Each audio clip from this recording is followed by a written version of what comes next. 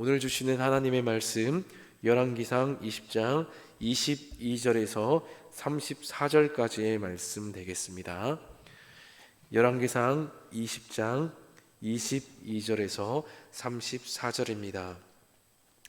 그 선지자가 이스라엘 왕에게 나와 이르되 왕은 가서 힘을 기르고 왕께서 행할 일을 알고 준비하소서. 해가 바뀌면 아람 왕이 왕을 치러 오이다 하니라. 아람 왕의 신하들이 왕께 아뢰되 그들의 신은 산의 신이므로 그들이 우리보다 강하였거니와 우리가 만일 평지에서 그들과 싸우면 반드시 그들보다 강할지라. 또 왕은 이 일을 행하실지니 곧 왕들을 제하여 각각 그곳에 떠나게 하고 그를 대신에 총독들을 두시고 또 왕의 잃어버린 군대와 같은 군대를 왕을 위하여 보충하고 말은 말대로 병거는 병거대로 보충하고 우리가 평지에서 그들과 싸우면 반드시 그들보다 강하리이다. 왕이 그 말을 듣고 그리하니라. 해가 바뀌니 베나단이 아람 사람을 소집하고 아벡으로 올라와 이스라엘과 싸우려 하매 이스라엘 자손도 소집되어 분량을 받고 마주 나가서 그들 앞에 진영을 치니 이스라엘 자손은 두 무리의 적은 염소떼와 같고 아람 사람은 그 땅에 가득하였더라. 그때 하나님의 사람이 이스라엘 왕에게 나와 말하여 이르되 여호와의 말씀에 아람 사람이 말하기를 여호와는 산의 신이요 골짜기의 신은 아니라 하는도다. 그러므로 내가 이 큰 군대를 다 내 손에 넘기리니 너희는 내가 여호와인 줄을 알리라 하셨나이다 하니라. 진영이 서로 대치한 지 7일이라. 일곱째 날에 접전하여 이스라엘 자손이 하루에 아람 포병 10만 명을 죽이매 그 남은 자는 아벡으로 도망하여 성읍으로 들어갔더니 그 성벽이 남은 자 2만 7천 명 위에 무너지고 베나닷은 도망하여 성읍에 이르러 골방으로 들어가니라. 그의 신하들이 그에게 말하되 우리가 들은즉 이스라엘 지대 왕들은 인자한 왕이라 하니 만일 우리가 굵은 배로 허리를 동이고 테두리를 머리에 쓰고 이스라엘의 왕에게로 나아가면 그가 혹시 왕의 생명을 살리리이다 하고 그들이 굵은 배로 허리를 동이고 테두리를 머리에 쓰고 이스라엘 왕에게 이르러 아뢰되 왕의 종 베나닷이 청하기를 내 생명을 살려주옵소서 하더이다. 아합이 이르되 그가 아직도 살아있느냐 그는 내 형제이니라. 그 사람들이 좋은 징조로 여기고 그 말을 얼른 받아 대답하여 이르되 베나닷은 왕의 형제니이다. 왕이 이르되 너희는 가서 그를 인도하여 오라. 베나닷이 이에 왕에게 나아오니 왕이 그를 병고에 올린지라. 베나단이 왕께 아뢰되 내 아버지께서 당신의 아버지에게서 빼앗은 모든 성읍을 내가 돌려보내리이다. 또 내 아버지께서 사마리아에서 만든 것 같이 당신도 다메섹에서 당신을 위하여 거리를 만드소서. 아합이 이르되 내가 이 조약으로 인해 당신을 놓으리라 하고 이에 더불어 조약을 맺고 그를 놓았더라. 아멘. 아멘. 할렐루야. 이 새벽에도 오늘 하루도 주님과 함께함이 우리에게 큰 소망이 되고 또 우리를 하루의 모든 삶 가운데서 우리를 지키시고 보호하시는 은혜가 있기를 예수님의 이름으로 축복합니다. 네, 오늘 본문은 아합 왕의 이 에피소드가 계속해서 이어지고 있습니다. 어제 본문을 잠깐 우리가 상기해 보면 아람 왕이 32개의 나라를 굴복시켜서 한편으로 만들고 이제 이스라엘을 집어삼키려고 합니다. 하지만 과유불급이었던 것 같습니다. 은금과 아내, 자녀들을 자기네들이 원하는 대로 약탈해 가겠다라고 하면서 욕심을 너무 부렸습니다. 그러니까 천하의 악인이었던 아합 왕도 이것을 수용하지 않고 거절합니다. 그러니까 아람 왕 베나다는 분노하여서 이스라엘을 공격합니다. 참으로 풍전등화의 상황이었습니다. 하나님께서 그때 아합 왕에게 이스라엘 왕에게 선지자를 보내어서 하나님께서 아람의 무리를 넘기겠다고 말씀하셨다고 전합니다. 그러면서 사람들을 모으라고 하셨는데 그때 모인 사람의 수가 7,232명이었습니다. 그 7,232명이 적어도 10만 대군 이상 되는 아람 왕과 싸웠고 그 결과 아람의 그 대군을 격파하는 놀라운 승리를 맛보게 됩니다. 이것은 하나님께서 이스라엘에게 주셨던 승리였습니다. 예, 그렇다면 이제 오늘 본문으로 들어와서 그렇게 전쟁에서 승리한 이후에 다시 또 이 한 선지자가 아합 왕에게 나타납니다. 해가 바뀌면 다시 아람 왕이 공격해 올 것이니 힘을 기르고 준비할 것을 전하고 있습니다. 22절 한 목소리로 읽어보겠습니다.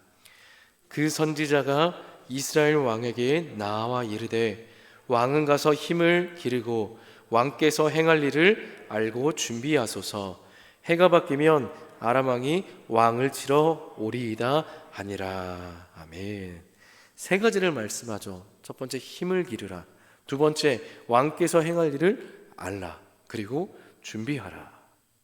여러분, 힘이 없어서 당한 서름을 다시 당하지 않도록 힘을 기르라. 힘은 어느 순간에 갑자기 생기는 게 아니죠. 계속해서 반복되고 농축되고 그것이 마침내 딱 어느 정도 모아졌을 때 그것이 터지면서 힘이 길러지고 세워집니다. 그리고 그 힘을 길러서 그 힘으로 무엇을 해야 할 것인지에 대한 목표 의식을, 어떤 일을 행할 것인지를 알라라고 그렇게 전하고 있고요. 그리고 또 힘을 기르고 무엇을 행할지를 명확히 알았다면 언제든지 그 전쟁이나 어떤 일에 대비할 수 있도록 항상 준비하라라고 전하는 것이죠. 여러분, 어쩌면 세상의 모든 일들이 다 마찬가지인 것 같아요. 갑자기 우리에게 없었던 지식이 오늘 갑자기 생기는 게 아니고, 어제 지혜가 없었던 사람이 오늘 지혜가 생기지 않죠. 힘도 마찬가지, 근육도 마찬가지, 세상의 모든 것들이 어느 순간에 갑자기 되지 않습니다. 교회도 마찬가지입니다.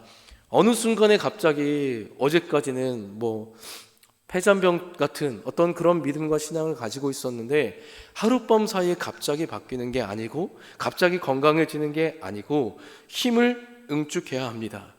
기도의 힘, 은혜의 힘, 하나님의 말씀 앞에 계속해서 우리를 세워가는 그런 힘들 시간들을 통하여서 그렇게 하나님이 우리를 빚어가시고 그러한 가운데에서 교회를 부흥케 하십니다.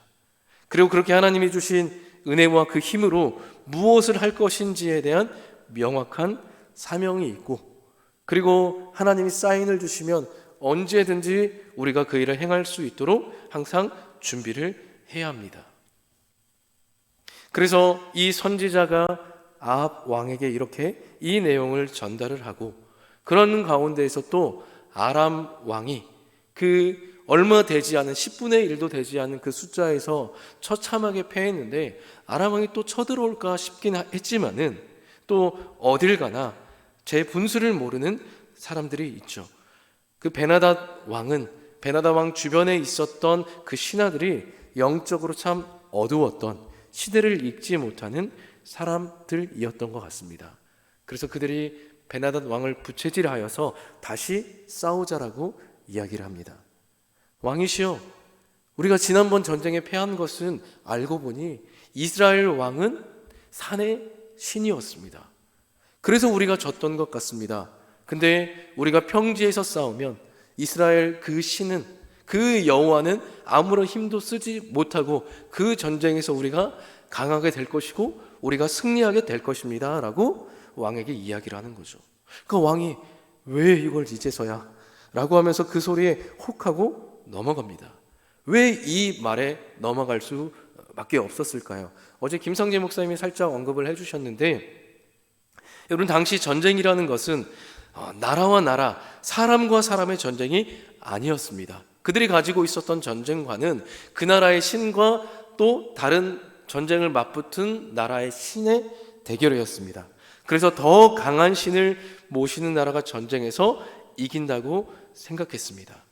그런데 이스라엘 신은 산의 신이다. 어떤 산의 기운, 산의 전기를 받아서 힘이 센 것이지 평지로 나오게 되면 아무런 힘도 쓰지 못한다라는 거예요.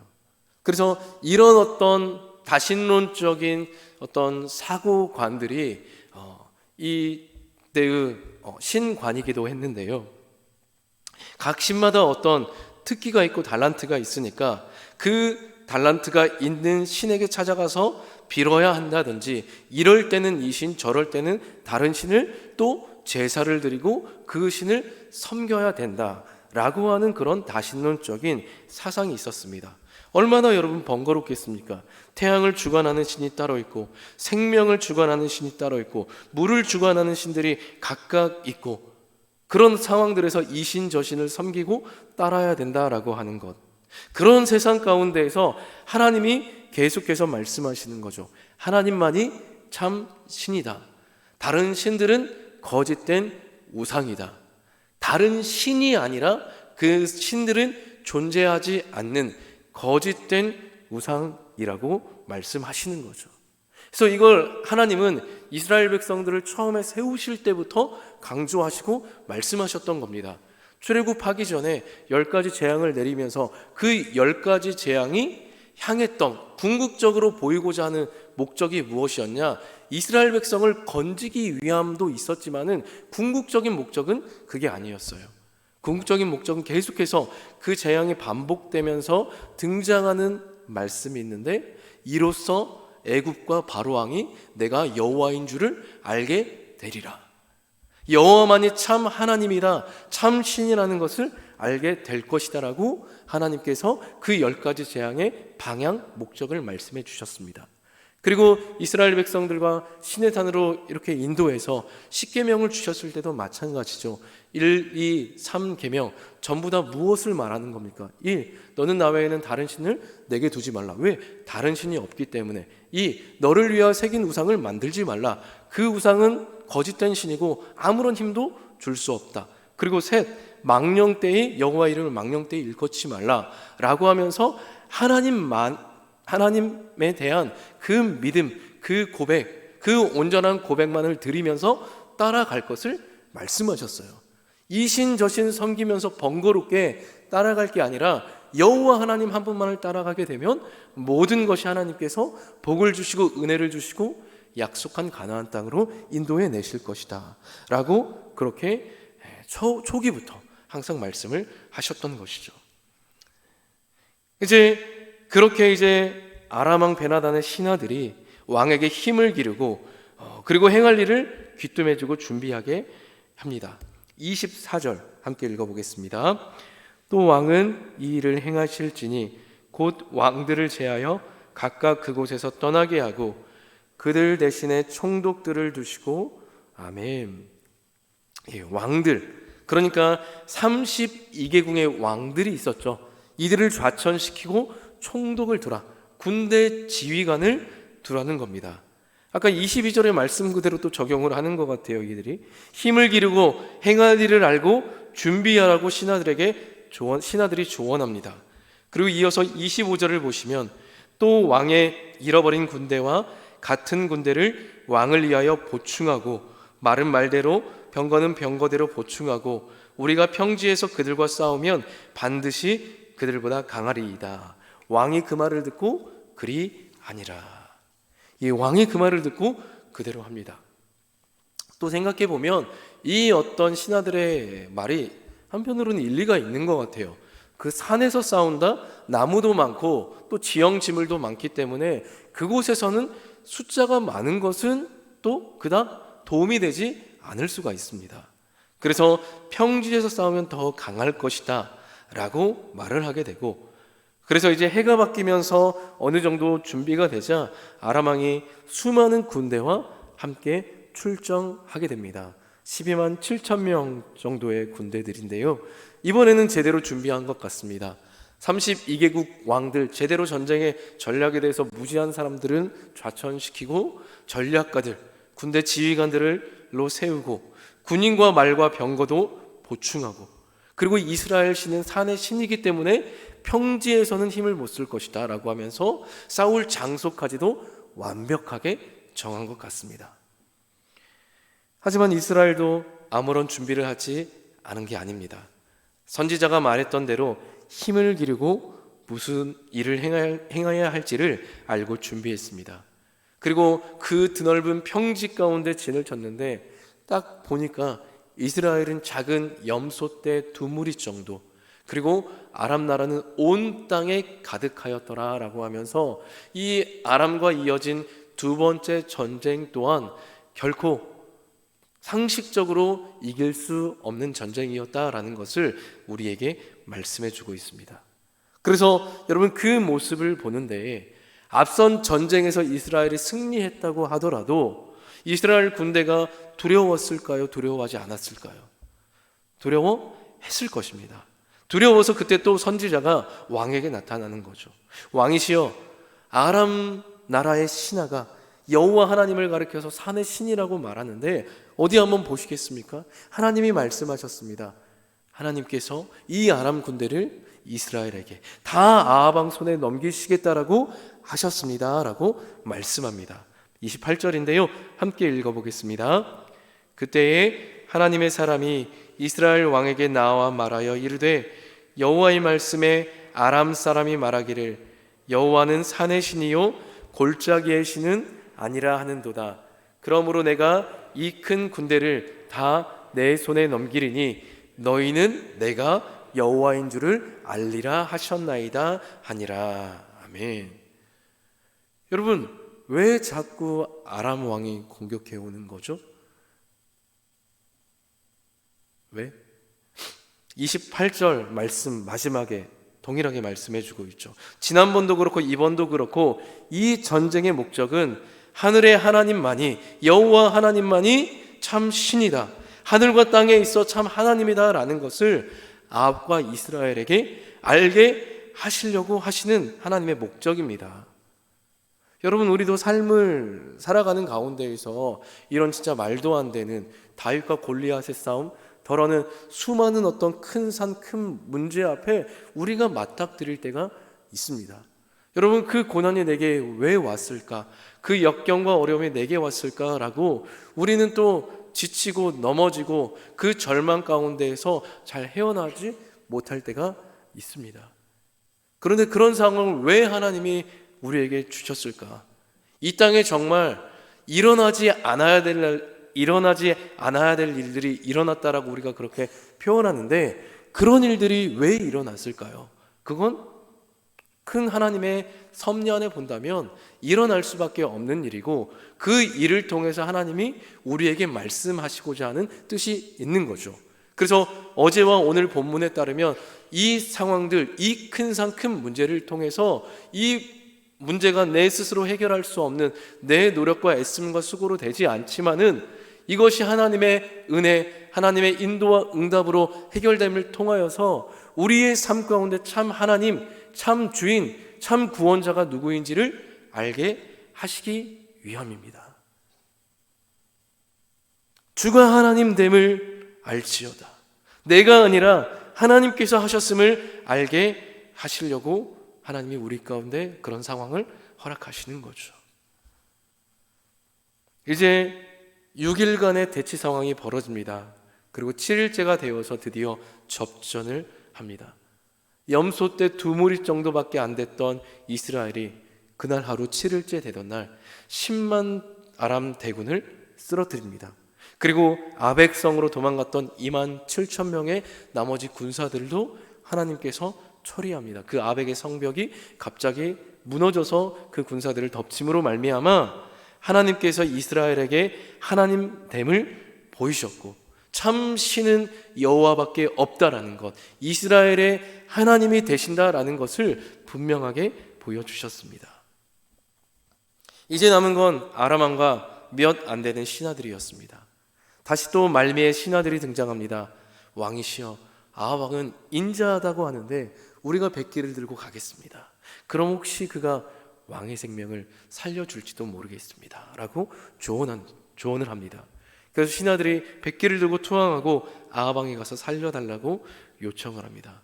그에 대한 아합의 대답이 무엇입니까? 그가 아직 살아있느냐? 그는 내 형제다 라고 하면서 아합 왕을 데리고 오라고 합니다. 여러분, 지금 전쟁의 승리를 누가 주셨습니까? 하나님이었습니다.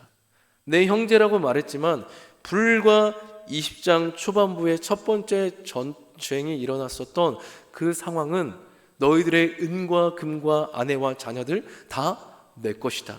내 부하들이, 군사들이 원하는 대로 다 약탈해 갈 것이다. 너는 이걸 허락하라라고 하면서 진짜 말도 안 되는, 그리고 이스라엘을 그렇게 대했다는 것은 하나님을 무시하는, 하나님을 업신여겼던 그런 아람 왕 베나닷이었는데, 아합 왕은 지금 그런 상황 가운데에서 한 번도 아니고 두 번이나 승리를 주셔서 여호와가 하나님이라는 것을 분명히 알게 하셨는데, 아합은 하나님께 감사함도 없고 나몰라라 하면서 이스라엘과 하나님을 모욕하고 무시했었던 베나닷을 형제라고 부르면서 죄악을 맺고 살려보냅니다.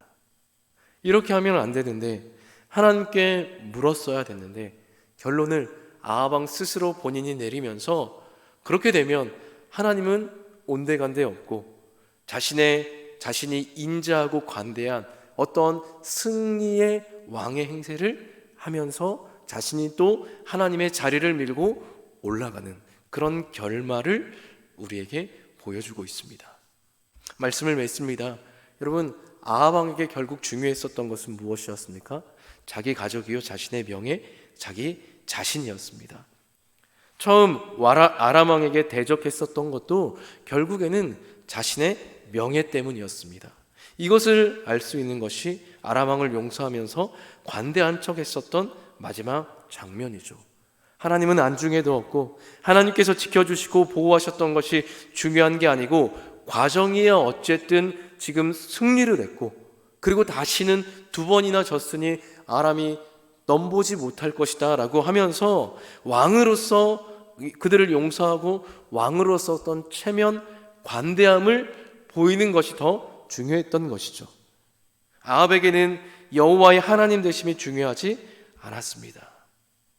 사랑하는 여러분, 우리의 삶도 동일한 것 같습니다. 이미 하나님께서 우리에게 승리를 주셨습니다. 영원한 죽음에 있던 우리를 영원한 생명으로 이미 인도하셨습니다. 우리는 그 길을 향해 걸어가고 있고, 우리의 삶에 있는 여러 문제들도 하나님께서 우리를 보호하시겠다, 두려워하지 말라, 걱정하지 말고 염려하지 말라, 우리의 모든 삶을 친히 인도하시겠다라고 말씀하셨습니다.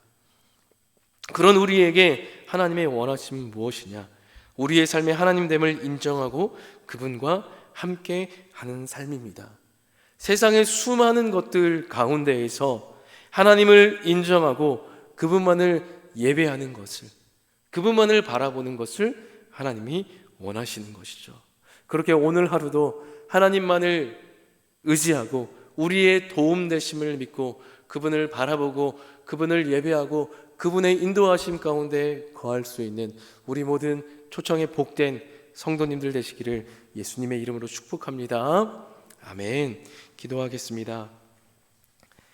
사랑과 은혜의 하나님, 감사합니다. 하나님이 전혀 도와주시지 않아도 될 것 같은 그런 천하의 악인이었던 아합 왕이었지만은 하나님, 그에게 두 번이나 나타나셔서 하나님 승리를 주시고 하나님의 하나님됨을 보이셨습니다. 하나님, 이런 하나님의 긍휼과 은혜를 생각합니다.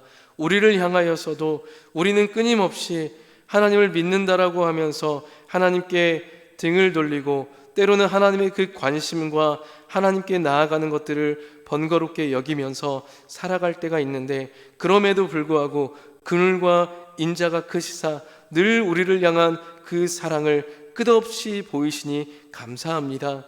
하나님, 그 하나님 앞에 우리가 어떻게 삶을 살아야 되겠습니까? 오늘 하루도 그 하나님을 인정하게 하여 주시옵소서. 모든 온 세상 가운데 다른 신들은 거짓된 신이요 여호와 하나님만이 홀로 존재하시는 온 땅의 주인이요 창조주요 구원자요 심판주 되심을 우리가 알고 믿고 그 하나님을 의지하며 살아가게 하여 주시옵소서.